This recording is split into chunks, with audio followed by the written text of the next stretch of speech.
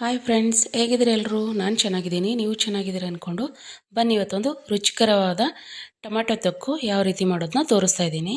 ಬೇಕಾಗುವ ಸಾಮಗ್ರಿಗಳು: KG tomato, ಸಾಸಿವೆ, ಜೀರಿಗೆ, ಮೆಂತೆ, ಅಚ್ಕಾರದ ಪುಡಿ, ಒಣಮೆಣಸಿನ್ಕಾಯಿ, ಹಾಗೆ 4 ಗಡ್ಡೆ ಬೆಳ್ಳುಳ್ಳಿ.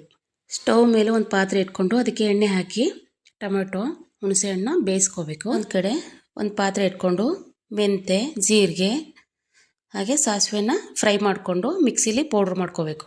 ಇನ್ನೊಂದು ಕಡೆ ಟೊಮೆಟೊನ ಮಿಕ್ಸಿಲಿ ಗ್ರೈಂಡ್ ಮಾಡ್ಕೊಂಡು ಬರೋಣ.